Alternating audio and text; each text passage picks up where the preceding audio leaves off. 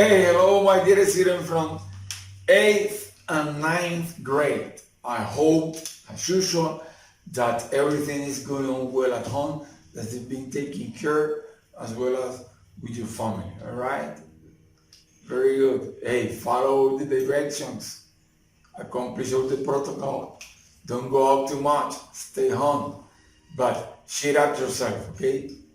Keep yourself enthusiastic all the time. Okay, I'm practicing English. Then today is the continuation, right? The second part of Future Perfect, as I said in the previous video. Okay, anyway, I will just remind you the goal is that at the end of this lesson you will be able to talk about actions that might be completed before a specific time in the future or before another action in the future. And today, we're going to differentiate the use of future perfect progressive, which is also new for you, from future perfect. All right. This is the grammar part of today's class.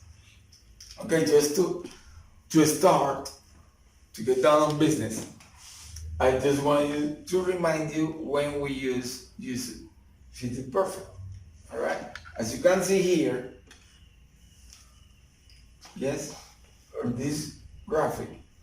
So future perfect, it is used to talk or to describe an action that might have been completed before another action in the future, or before another unspecific time in the future too. Remember just the formula, all right?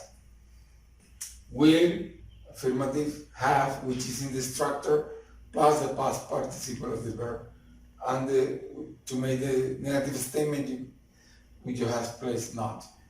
Then habré, yo habré, tú habrás, él habrá, right? Done thumbs. And the question, remember, you have to switch. Will you have plus the past participle? Habrás hecho tal cosa antes de, para tal hora, habrás terminado esto. That's the way we made the questions that was discussed in the previous video. Then I have just a couple of examples before a specific time in the future. Johnny will have cleaned his bedroom by 8 o'clock a.m. Él habrá limpiado su habitación antes de las 8, a specific time. And before another action, look, when my mom arrives home, cuando mamá llega a casa, I have done all my academic duties. Ya habré hecho todos mis deberes académicos, right? Then this is the way we use future perfect. Now, I am going just to illustrate future progressive and then compare both of them. Don't go, stay tuned. Okay, now let's analyze future progressive. So I got a mistake here at the beginning because I played present future progressive. No, it's just future present progressive. Okay, we can see here, so this tense in English is just to describe an action that will be in progress or will be an ongoing action in some time in the future. Es para escribir acciones que estarán en progreso, serán continuas en algún tiempo en el futuro. All right. So, and they are uncompleted. Y son incompletas, no han finalizado. Just look at the example. Next year, or this time, el año que viene, para esta época, I will be traveling to Cartagena.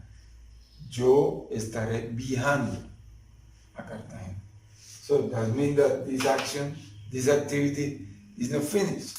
As we could see with future perfect, that the action was completed before another action in the future or before or before a specific time in the future, right? Then, in this case, it is not finished yet. Yo estaré viajando. Alright? Yo habré viajado is different. That is future perfect. Then, as you can see, the grammar part is not complicated. For an affirmative statement, we use, the subject or the subject will be, will plus be, which is in the formula. Esto hace parte del diseño. But in this case, we need the verb, but the verb has to have a condition, has to have this suffix, ing, debe tener este sufijo, el ing. Remember, in this case, ando en. Alright. Then, I will say that I will contract, I'll be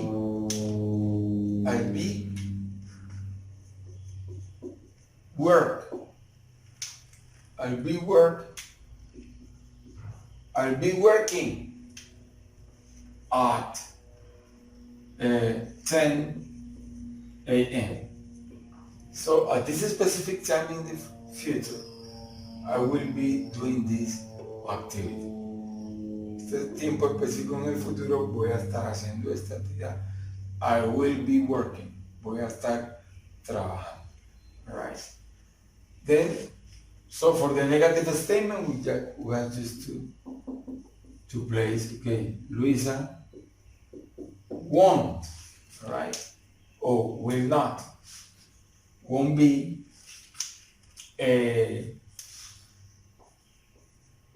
have, but having. Won't be having dinner tomorrow at 7 p.m. Right? Luisa won't be. Luisa no estará cenando mañana a las 7 p.m. So she will be doing another kind of activity. All right. Another example is, we will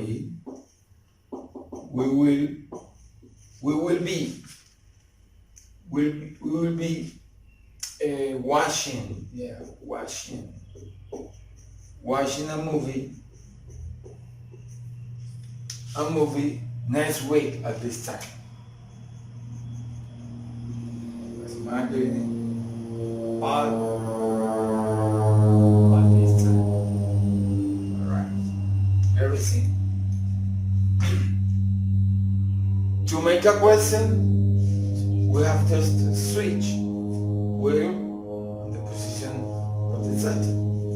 Then let's make a question here.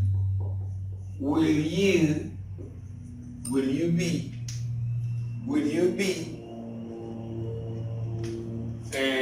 doing your homework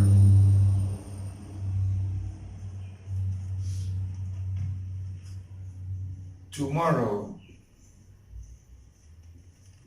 at 3 p.m. estarás haciendo tu tarea a esta hora mañana. It's simple. We got to hear two options. Say yes we will, or no we won't. See, it's very simple. All right. Then now we are just going to compare future progressive and future perfect. Hey, don't go, stay tuned. Okay, now let's compare, let's distinguish future progressive from future perfect. Okay, as you can see here, future progressive is just to talk about an activity that is incompleted in the future time. Not that is incomplete, which is in progress, which is continuing, will be going on, all right? Ongoing. Yeah, there will be an ongoing action. Look at this. Next year at this time I will be traveling to Cartagena. O sea, el año entrante para esta época estaré viajando. So that means that this activity is incomplete. It will going to happen Sorry, it is going to happen, but it will be incomplete. Sucederá, pero estará incompleta, estaré viajando. Then let's compare here with future perfect. All right.